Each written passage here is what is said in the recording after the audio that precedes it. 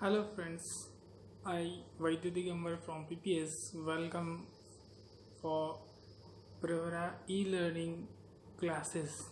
Today we are going to learn first poem of English Standard 7.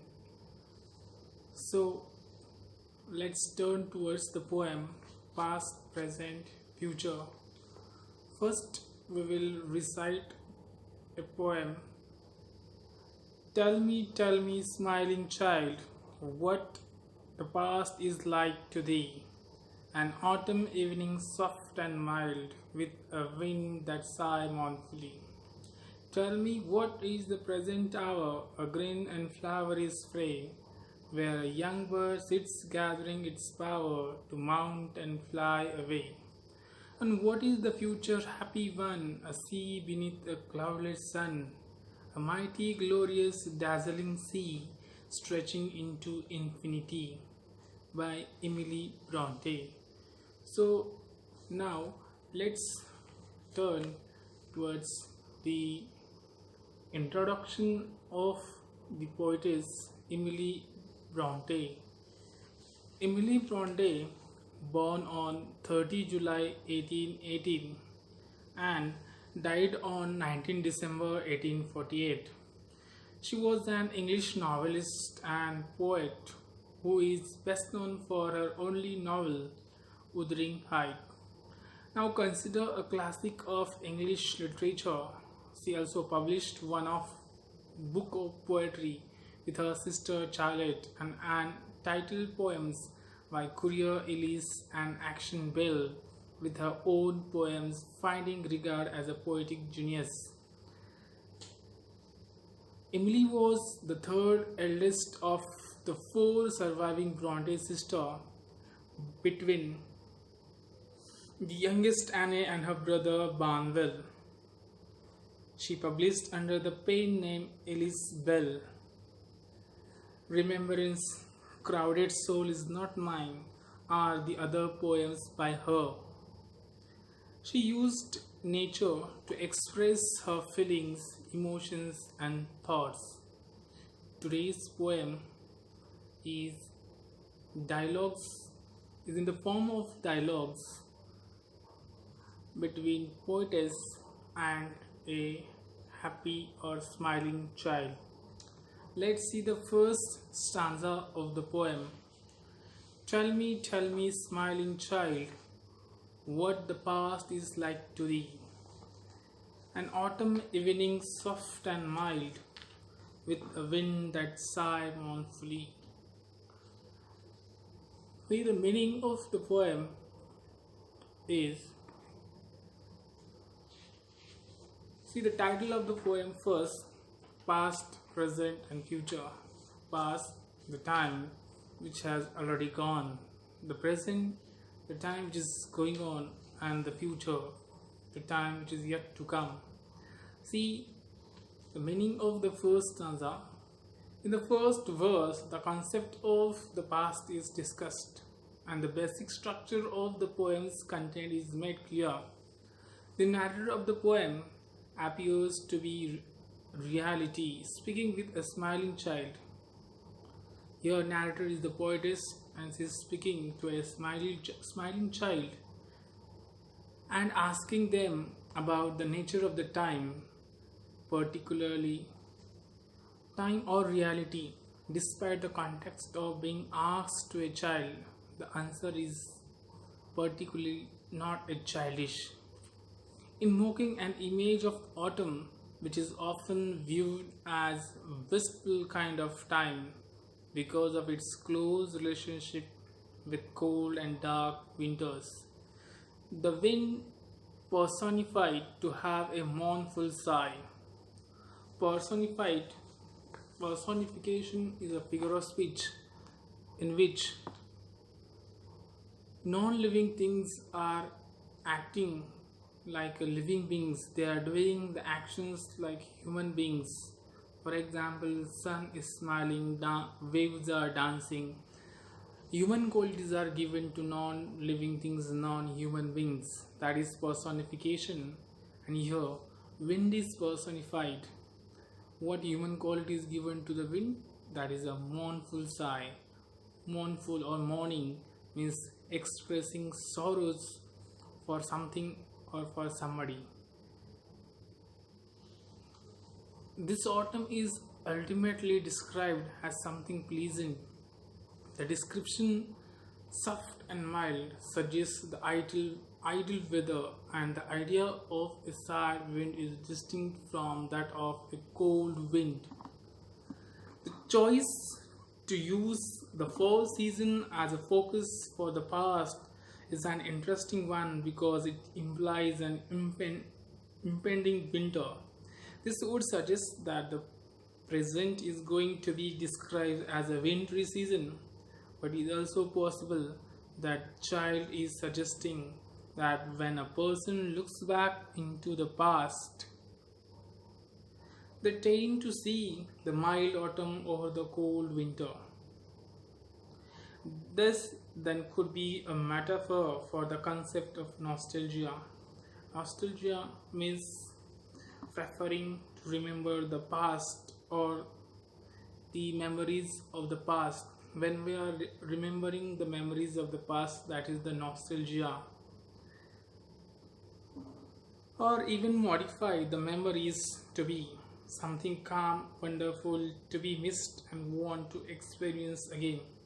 Some past memories that we want to experience again, some good memories, memories which we are getting more happiness, the pleasant memories, we want to experience it once again, and the memories which are sorrowful, we want to delete it from our life.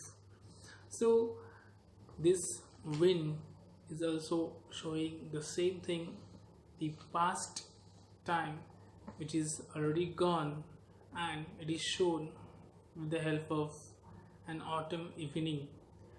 This is the meaning of the first stanza. Now let's turn towards the second stanza. Tell me the present hour, a green and flowery spray, where a young bird sits gathering its power to mount and fly away.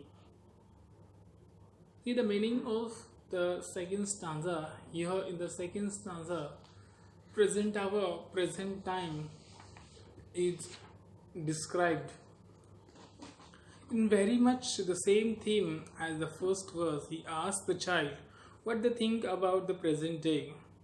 The child's answer is very similar in structure to their answer about the past. They describe the present through natural imagery, suggesting the present is like the springtime.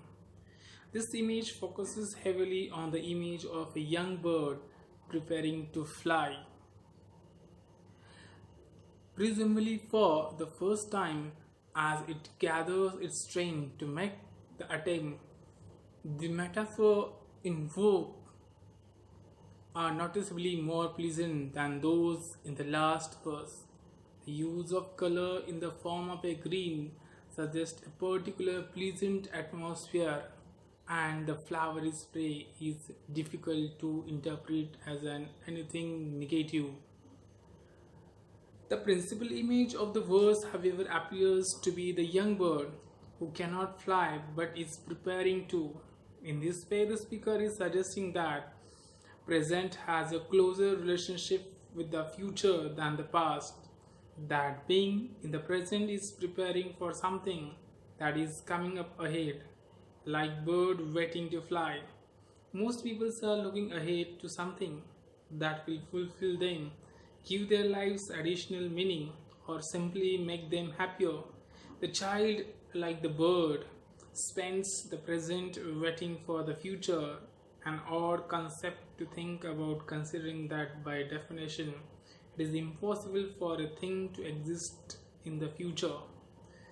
So the present hour, the preparation for the future,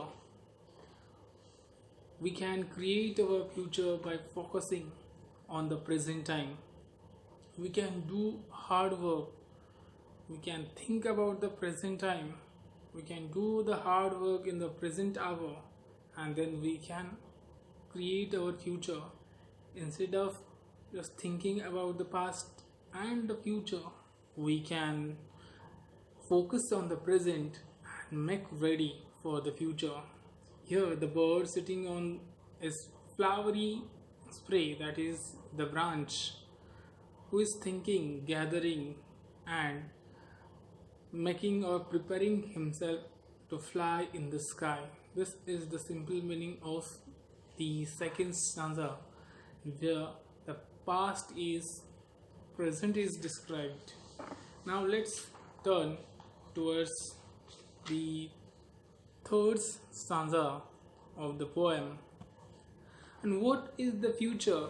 Happy one, a sea beneath a cloudless sun, a mighty, glorious, dazzling sea stretching into infinity. Now, in the third stanza, future time, the time which is yet to come, it is described, and this future time is like a sea which has no end, powerful, glorious. It is described in the third stanza. Now just see, finally the poem concludes by considering the future. This image is perhaps the most straightforward one. The still happy child explains that the future is sunny, cloudless sky overlooking a sea that stretched into the horizon. It is an image that suggests anything, an image that could mean anything, because it creates a thing of discovery, of excitement to its viewer. The adjective used, mighty, glorious, dazzling, are all the description needed to understand this view on the future. That it is unknowable makes it exciting, something to approach with an open mind, a readiness to embrace. At one point in history, an open sea and a clear sky mean that anything was possible, that you might end up in unimaginable places. This makes it a highly effective metaphor to convey this idea that the future is something that, to borrow an earlier metaphor, should be eagerly embraced with both wings outstretched. That the speaker of the poem is discussing this concept with a child is an interesting narrative choice on Bronte's part, but the perspective of a child is often different than the perspective of an adult. The child responds to the speaker in a highly poetic fashion, but at its core, the images described are fairly simple. The past is something to be longed for, the present is something to plan in, and the future is something to look forward to. The natural imageries used are phenomena that a child might observe all the time while growing up. The childlike simplicity of the metaphors combined with their more true inner meanings is what makes them so effective. Describing time is not ever going to be easy, but in her own unique way, Emily Bronte is able to effectively convey a powerful means of doing so. So this is the third stanza in which future is described. It is like a sea under the cloudless sun. Many adjectives are used for the sea, that is endless, dazzling, powerful. Future, the time that is yet to come, it is described in the third stanza. Now let's turn towards the grammar part of the poem.